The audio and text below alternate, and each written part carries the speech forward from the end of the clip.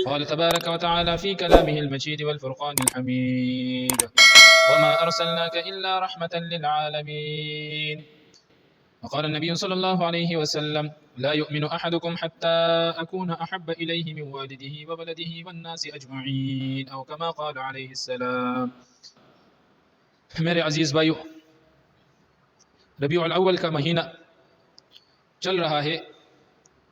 یہی مہینہ نبی علیہ الصلاۃ والسلام کی پیدائش کا ذریعہ بھی بن چکا ہے، اور یہی مہینہ، اسی مہینے میں نبی علیہ الصلاۃ والسلام دنیا سے رخصت بھی ہوئے۔ ہمارے اور تمہارے سب کے درمیان سے وہ محبوب ترین بندہ، وہ محبوب ترین انسان جس کو اللہ جل شانہ نے اپنا محبوب ترین بندہ بنایا، وہ اس دنیا سے رخصت ہو گئی۔ لیکن اختلاف اپنی جگہ، نہ بات جگڑنے کی ہے اور نہ کوئی اختلاف رکھنے کی، لیکن نبی علیہ الصلاۃ والسلام کی ولادت وہ 8 یا 9 ربیع الاول کو ہوئی ہے، اور جو سب سے مضبوط قول وہ 8 ربیع الاول ہے، اور ایک قول کے مطابق 9 ربیع الاول کو نبی علیہ الصلاۃ والسلام کی پیدائش ہوئی۔ لیکن یہ سب کا متفق کا فیصلہ ہے کہ نبی علیہ الصلاۃ والسلام کی وفات، دنیا سے جانے کی تاریخ وہ 12 ربیع الاول ہے۔ لیکن ہمارے ناسمجھ بھائی بہن جو خود کو اتنا سمجھدار سمجھتے ہیں، لیکن اپنے دین سے ناخبر اور اپنے شریعت سے ناخبر، جو 12 ربیع الاول کو نبی علیہ الصلاۃ والسلام کی ولادت کی دن کے طور پر مناتے ہیں، لیکن یہ راجح قول ہے کہ نبی علیہ الصلاۃ والسلام کی وفات وہ 12 ربیع الاول کو ہوئی، نہ کہ پیدائش۔ یہ اپنی جگہ ایک تفصیلی بات ہے۔ اب ہم اپنی بات کی طرف آتے ہیں کہ نبی علیہ الصلاۃ والسلام کی پیدائش اسی مہینے میں ہوئی، اور نبی علیہ الصلاۃ والسلام کی وفات اسی مہینے میں ہوئی۔ یہی وفات اور یہی پیدائش ہمیں کیا درس دیتی ہے؟ نبی علیہ الصلاۃ والسلام اس دنیا میں کس لیے آئے تھے اور کیا کرنے آئے تھے؟ اللہ نے اس کو اپنا محبوب ترین بندہ کیوں چنا؟ اس کو اپنا محبوب ترین بندہ کیوں بنایا؟ اس لیے اللہ جل شانہ اپنے بندوں کو، کیونکہ روایت کے مطابق اللہ جل شانہ اپنے بندہ سے 70 ماؤں سے زیادہ بھی محبت کرتا ہے، لیکن یہ بندہ خود کو اتنا بڑا سمجھتا ہے کہ اس کو اپنی رب کی محبت وہ نظر نہیں آتی۔ نبی علیہ الصلاۃ والسلام اس دنیا میں آئے، اس کے تعلیمات، اس کے اقوال، اس کے افعال ہمارے لیے اس دنیا میں جو چھوڑ گئے وہ ہمارے لیے عمل کرنے کے لیے چھوڑ گئے، کیونکہ ہر پیغمبر کے جسم سے، ہر پیغمبر کے زبان سے جو بات نکلتی ہے وہ اللہ جل شانہ کی اجازت کے بغیر نہیں نکلتی۔ اللہ جل شانہ کی طرف سے وہ بات آتی ہے، اور پیغمبر کے منہ سے یا پیغمبر کے جسم سے وہ بات یا عمل صادر ہوتی ہے، اس لیے کہ یہ اس کی امت کے لیے اس کا طور طریقہ بن جائے، اور اس طریقے پر عمل کرے تاکہ وہ کامیابی کی راستہ کو اختیار کرے، اور جو کوئی کامیابی کی راستہ کو اختیار کرتا ہے اللہ جل شانہ اسے جنت تک لے جاتا ہے۔ نبی علیہ الصلاۃ والسلام کی سیرت کو ہمیں سیکھنا پڑے گا۔ نبی علیہ الصلاۃ والسلام نے دنیا میں کیسی زندگی گزاری، کس لیے گزاری اور کس وجہ سے گزاری؟ اللہ جل شانہ نے ہمارے لیے ایک بہترین تحفہ نبی علیہ الصلاۃ والسلام کی شکل صورت میں ہماری طرف بھیجا، اور اس کو اپنا محبوب ترین بندہ اتنا محبوب ترین بنایا کہ اپنے پاس بلایا۔ آسمانوں پر بہت سے انبیاء کرام کے ساتھ اللہ جل شانہ نے باتیں کی، بہت سے انبیاء کرام کے ساتھ اللہ جل شانہ نے زمین پر، پیغمبر زمین پر، خدا آسمان پر اس کے ساتھ باتیں کی، لیکن نبی علیہ الصلاۃ والسلام کو خود اپنے پاس بلایا۔ جو ہمارے اہل علم ذکر کرتے ہیں، اس کا ایک قول کے مطابق ایک عالم نے اپنے استاد سے پوچھا، اس نے سوال کیا اپنے استاد سے کہ استاد جی مجھے یہ بتاؤ، نبی علیہ الصلاۃ والسلام معراج کی وقت اللہ جل شانہ سے ملاقات کے لیے گئے، کیا اس نے اللہ جل شانہ کو دیکھا ہے؟ اس استاد نے جواب دیا کہ بیٹا تم کدھر سے آئے ہو؟ شاگرد نے جواب دیا کہ میں فلاں جگہ سے۔ اتنے دور سے تم آ گئے میرے ملاقات کے لیے، کیا میں تم سے چپ گیا؟ میں تم سے چپ سکتا تھا یا نہیں؟ اس نے کہا جی استاد جی چپ سکتے تھے، لیکن میں چھپا تو نہیں نا؟ نہیں میں تو نہیں چھپا۔ تو اللہ جل شانہ اپنے محبوب کو بلاتا ہے، زمین سے اٹھا کر آسمان تک سدرۃ المنتہا تک لے جاتا ہے، یہ کیسے ممکن ہے کہ اس رب نے خود اس کو اپنا دیدار نہ کرایا ہو؟ نبی علیہ الصلوۃ والسلام نے خود خدا کو دیکھا، نبی علیہ الصلوۃ والسلام کو اتنا محبوب ترین بنایا کہ اس کو جنت دکھائی، اس کو جہنم دکھایا، اس کو سب کچھ دکھایا، حتی اس حد تک کہ اس کو امام الانبیاء کا لقب دے دیا۔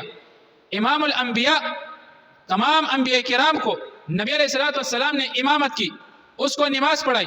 یہی القاب، یہی ایک لقب تھا جو معراج کی رات نبی علیہ الصلوۃ والسلام کو اللہ جل شانہ نے دی۔ اب بات یہ رہ گئی کہ کیا نبی علیہ الصلوۃ والسلام کے طور طریقے اور یہی محبت صرف ربیع اول کو رہ گئی؟ صرف اسی مہینے کو کیا ہم اپنے محبوب سے محبت کرتے ہیں اور اس کے بعد نہیں؟ اپنے محبوب سے محبت کا طریقہ، اس کو اپنا پیغمبر ماننا اور علیہ الصلوۃ والسلام کا امتی ثابت کرنا، یہ اس کے طور طریقوں پر عمل کرنے سے آتی ہے۔ یہی محبت، میں آپ کو ایک مثال دیتا ہوں کہ جس انسان کو آپ کو محبت ہو، اس کے سب گھر والے، اس کے بھائی بہن، ماں باپ، سب رشتہ دار اس ایک شخص کی وجہ سے آپ کو سب محبوب بن جاتے ہیں، اس سب سے آپ پیار کرنے لگ جاتے ہو۔ کیوں؟ کیونکہ اس کے رشتہ داروں میں ایک بندہ ہے یا ایک بندی ہے کہ اس کی وجہ سے اس کے سارے رشتہ داروں سے آپ کو محبت ہو جاتی ہے، اور جو کوئی وہ طریقہ اختیار کرتا ہے تم خوشی بخوشی اس کا طریقہ اختیار کر لیتے ہو۔ تو یہی نبی علیہ الصلوۃ والسلام کی ہم محبت کا دعویٰ کرتے ہیں کہ نبی علیہ الصلوۃ والسلام سے ہم محبت کرتے ہیں، لیکن اس ربیع اول کے بعد میں نے اس محبت کو 11 مہینوں میں کبھی بھی نہیں دیکھا کہ وہ ہمارا محبوب نبی علیہ الصلوۃ والسلام رسول اللہ صلی اللہ علیہ وسلم کیا صرف ربیع الاول میں دنیا میں رہ گئے، اور 11 مہینے اس نے کیا اعمال کیے، اس کو سیکھنا چاہیے، اس کو اختیار کر لینا چاہیے کہ اس نے ہمیں کیا سبق دیا، ہمارے اپنے بھائی بہن سے کیا معاملات ہونے چاہیے، ہمارے اپنے رشتہ داروں سے کیا معاملات ہونے چاہیے۔ حدیث مبارک میں آتا ہے، نبی علیہ الصلوۃ والسلام نے فرمایا ہے کہ اللہ جل شانہ فرماتے ہیں کہ انا الرحمن، میں رحمان ذات ہوں، اور اللہ جل شانہ فرماتا ہے کہ میں نے رحم کو پیدا کیا، اس رحم کو، رحم کا معنی اس لیے دیا کہ میرا نام رحمان ہے، اپنی نام کی نسبت سے میں نے رحم پیدا کیا، اور جو کوئی بھی اس رحم کو اختیار کر لے گا میں اس پر رحم کر دوں گا، اور جو کوئی اس رحم کو وہ کاٹ دیتا ہے یا اختیار نہیں کرتا تو میں بھی اس سے اپنا رحم قطع تعلق اس سے بالکل کر دوں گا، میں بھی اس سے اپنا رحم اٹھا لوں گا، میں بھی اس پر رحم نہیں کروں گا۔ تو میرے عزیز بھائیو بہنوں، نبی علیہ الصلوۃ والسلام اس لیے اس دنیا میں آئے کہ جو تعلیمات اس نے چھوڑے، جو طریقے اس نے چھوڑے، اپنے بھائی کے ساتھ، اپنے بہن کے ساتھ، اپنے رشتہ داروں کے ساتھ، اپنے پڑوسیوں کے ساتھ، جو اس دنیا میں مسلمان رہتے ہیں، ساری انسانیت کے ساتھ کیا طرز عمل کرنا چاہیے، اس کے ساتھ کیسا رویہ کرنا چاہیے، اس کے ساتھ کیسے معاملات کرنے چاہیے۔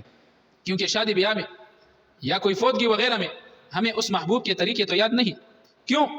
کیونکہ ہمارے گھر شادی ہوتی ہے تو ہم اس میں گانے بجانے، ڈول وغیرہ سب کچھ اس فخر پر کرتے ہیں، فخر کے ساتھ ہم گانے بجانے وہ کرتے ہیں، ہم ڈانس وغیرہ بھی کرتے ہیں، ہماری گھر کی عورتوں کے سر سے دوپٹہ بھی گر جاتی ہے، وہ بے حیا اس گھر میں رہ جاتی ہے۔ کیوں؟ کیونکہ اس کے سر سے جب دوپٹہ گر گیا تو رحمت کے فرشتے اس گھر سے نکل جاتے ہیں، اور جب گھر پر رحمت کے فرشتے نہیں ہوتے، گھر میں رحمت کے فرشتے نہیں ہوتے تو اللہ جل شانہ کیسا اس گھر پر رحم کرے گا، کیسا اپنا رحم اس گھر میں نازل کرے گا۔ کیوں؟ کیونکہ اس میں بے حیائی وہ اعلیٰ درجے پر پہنچ گئی، اس کی عورتوں کے سر سے دوپٹے گر گئے، نماز پڑھنا چھوڑ دیا، اللہ کا نام لینا چھوڑ گیا۔ کیوں؟ کیونکہ ہم خود اپنی مستی میں گم ہو گئے، اس لیے اللہ کا نام بھی بھول گئے، اپنے پیغمبر کے طور طریقے بھی بھول گئے۔ اسی طرح فوتگی وغیرہ میں جب کوئی گھر میں فوت ہو جاتا ہے تو ہم ایسا حشر کرتے ہیں، ایسا رونا، ایسا ماتم کرنا، ایسی زبان سے ایسی باتیں نکالنا کہ وہ بالکل شریعت کے خلاف ہوتے ہیں۔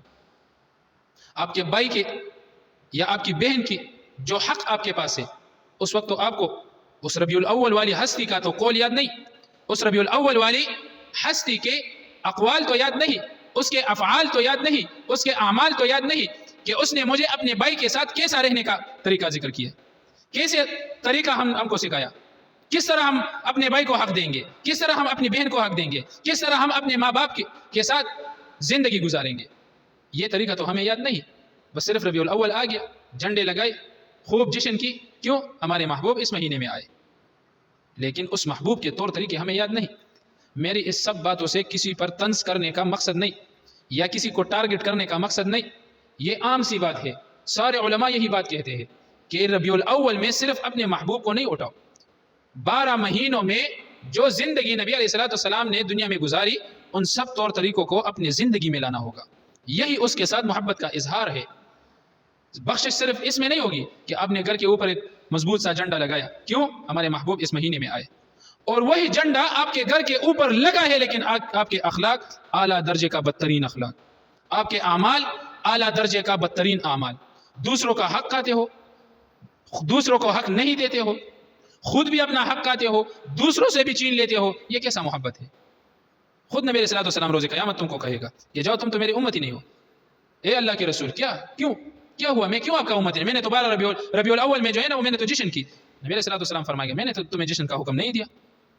میں نے تو جو تعلیم آپ کے لیے چھوڑا ہے اس تعلیم کا مجھے بتاؤ، اس میں کتنے تعلیم پر آپ نے عمل کیا ہے؟ کتنے تعلیم پر آپ نے عمل کیا ہے؟ کیا کیا ہے تم نے میرے لیے؟ اپنے رب کو راضی کرنے کے لیے آپ نے کیا کیا؟ میرا ایک طریقہ تو آپ بتاؤ جو آپ نے اپنی زندگی میں موت تک اس کو اختیار کیا. لوگوں سے صحیح تعلقات تو آپ کے ہیں نہیں، لوگوں سے صحیح طرح تعلقات تو آپ کے تھے ہی نہیں. لوگوں کو گالیاں دیتے تھے، لوگوں سے بد اخلاقی کرتے تھے. آپ کے ماں باپ آپ سے تنگ آ چکے تھے، آپ کی بیوی آپ سے تنگ آ چکی تھی، اس کا حق آپ نے اس کو نہیں دیا تھا. آپ کے بیٹے آپ سے تنگ آ چکے تھے، سب رشتہ داروں سے قطع تعلق کیا تھا آپ نے. میں آپ کے 12 ربیع الاول کی جشن پر میں کیا کروں؟ مجھے تو نہیں چاہیے یہ. تو میرے عزیز بھائیو بہنوں، جشن بھی مناؤ، خوشی بھی مناؤ. کیوں؟ ہمارے محبوب اس مہینے میں آئے تھے.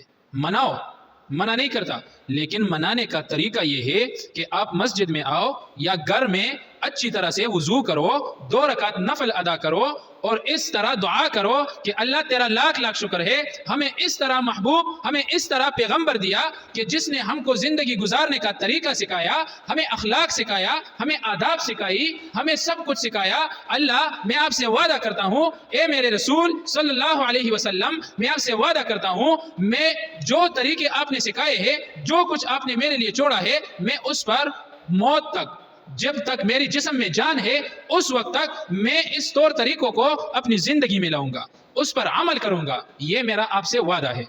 اس طرح نبی علیہ السلام پھر خوش ہوگا. پھر آپ کو رات کو نیند آئے گی اور آپ جب سو جائے تو رات کو اپنے محبوب کا دیدار بھی نصیب ہوگا. آپ کو خوشخبری بھی دے گا کہ آپ کو اللہ اس طرح بنائے، اللہ آپ کو جنت میں داخل کرے کہ آپ نے میرے طور طریقوں کو اختیار کیا. یہ کیا ماجرا ہے؟ مسجد میں جشن منایا، مسجد میں چیخیں نکالی، اس میں آوازیں نکالی، مسجد کی بے حرمتی.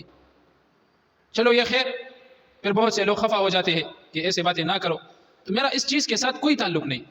میں کسی کو بھی یہ منع نہیں کرتا کہ آپ جشن نہ مناؤ. اس کا اپنا طریقہ ہے، اس کا اپنا ایک انداز ہے. وہ جشن بھی مناؤ لیکن اخلاق کے دائرے میں مناؤ. اپنے محبوب کی سیرت کو اپنے سامنے رکھو. اس طرح آپ کو پھر اپنے محبوب سے محبت ہوگا. اللہ جل شانہ اس باتوں پر مجھے اور آپ سب کو عمل کرنے کی توفیق عطا فرمائے. وآخر دعوانا الحمدللہ.